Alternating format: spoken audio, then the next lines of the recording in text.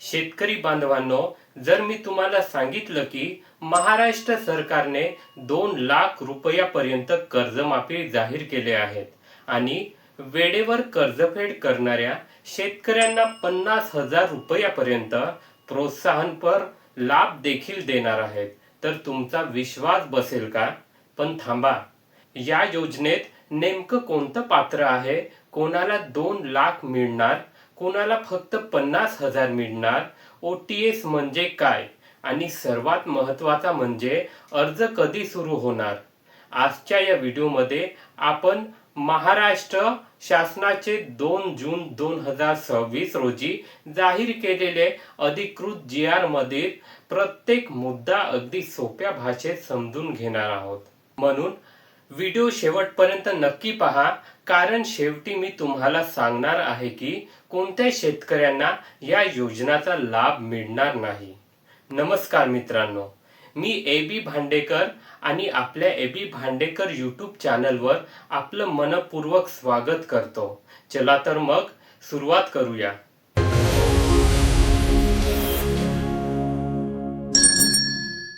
मित्रांनो, महाराष्ट्रातील शेतकरी हा राज्याचा अर्थव्यवस्थेचा कणा मानला जातो. पण गेल्या काही वर्षापासून निसर्ग सतत शेतकऱ्याची परीक्षा घेत आहे. कधी दुष्काळ, कधी अतिवृष्टी, कधी गारपीट, तर कधी अवकाळी पाऊस. यामुळे शेतकऱ्याचे लाखो रुपयाचे नुकसान झाले. शेतातून मिळणारे उत्पन्न कमी झाले. उत्पन्न कमी झाल्यामुळे अनेक शेतकरी बँकेचे पीक कर्ज वेळेवर भरू शकले नाही. जेव्हा शेतकरी थकबाकीदार होतात तेव्हा त्याला पुढील हंगामासाठी कर्ज मिळण्यात अडचणी येतात. याच पार्श्वभूमीवर महाराष्ट्र शासनाने पुण्यलोक अहिल्यादेवी होळकर शेतकरी कर्जमुक्ती योजना 2026 जाहीर केली आहे. आता पाहूया या योजनेचे नेमकं काय आहे. सर्वात आधी कर्जमाफी कोणाला मिळणार?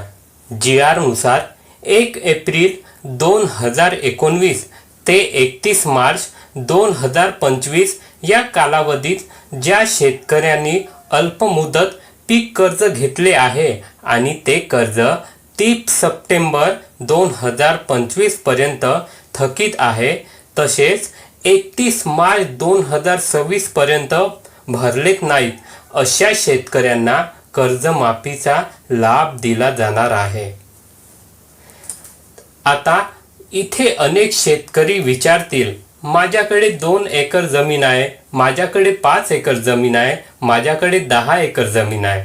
तर मित्रांनो, या GR मध्ये जमिनीच्या क्षेत्राची अट ठेवलेली नाही. म्हणजे पात्रतेचे इतर निकष पूर्ण असतील तर जमिनीचे क्षेत्र किती आहे याचा फरक पडणार नाही. आता सर्वात महत्त्वाची गोष्ट, किती कर्जमाफी मिळणार? GR नुसार जास्तीत जास्त 2 लाख रुपयापर्यंत कर्जमाफी दिली जाणार आहे. समजा तुमचे 1,20,000 रुपये बाकी आहेत, तर पूर्ण 1,20,000 रुपये माफ होऊ शकतात. जर 1,80,000 बाकी असतील तर तेवढी रक्कम माफ होऊ शकते. जर 2 लाख बाकी असतील तर 2 लाखापर्यंत लाभ मिळू शकतो. पण जर तुमचे कर्ज 2 लाख रुपयापेक्षा जास्त असेल तर चला तेही समजावून घेऊया. सरकारने OTS म्हणजे वन टाइम सेटलमेंटची सुविधा दिली आहे.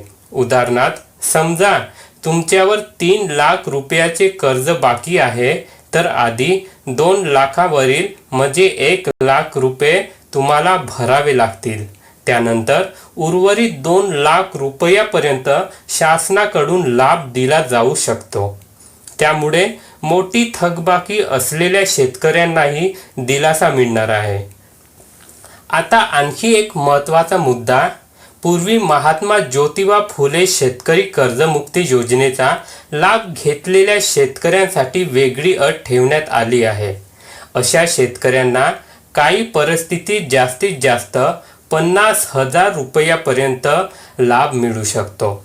म्हणून जर तुम्ही यापूर्वीच्या कर्जमाफी योजनेचे लाभार्थी असाल तर पुढील नियम काळजीपूर्वक तपासा. मित्रांनो, आता येते सर्वात आनंदाची बातमी. ती बातमी त्या शेतकऱ्यासाठी आहे ज्यांनी कर्ज घेतले आणि वेळेवर भरलं. सरकारने अशा प्रामाणिक शेतकऱ्यांसाठी 50,000 रुपयापर्यंत प्रोत्साहन लाभ जाहीर केला आहे. 2022 ते 23, 2023 ते 24 आणि 2024 ते 25 या 3 आर्थिक वर्षापैकी कोणत्याही 2 वर्षात तुम्ही कर्ज वेळेवर भरलं असेल तर तुम्हा या योजनेचे पात्र ठरू शकता. म्हणजे सरकार फक्त थकबाकीदारांना मदत करत नाहीत तर वेळेवर कर्ज फेडणाऱ्यांना प्रोत्साहन देत नाही. आता प्रश्न येतो, या योजनेचा लाभ घेण्यासाठी काय करावं लागेल? GR मध्ये स्पष्ट सांगितलं आहे की आधार प्रमाणीकरण आवश्यक राहील. जर ॲग्री स्टॉकवर नोंदणी करणे बंधनकारक असेल, त्यामुळे त्यांना अद्याप ॲग्री स्टॉक नोंदणी केलेली नाही त्याने याकडे लक्ष द्यायला हवं. आता आपण सर्वात महत्त्वाचा भाग पाहणार आहोत, कोणता लाभ मिळणार नाही. कारण अनेक लोक पात्र नसतात आणि नंतर निराश होतात. GR नुसार विद्यमान किंवा माजी मंत्री, खासदार, आमदार, शासन कर्मचारी, आयकर भरणे व्यक्ती, 25,000 रुपयापेक्षा जास्त पेन्शन घेणारे आणि काही सहकारी संस्थेचे पदाधिकारी हे या योजनेसाठी अपात्र असणार आहेत. म्हणून तुमची पात्रता आधी तपासून घ्या.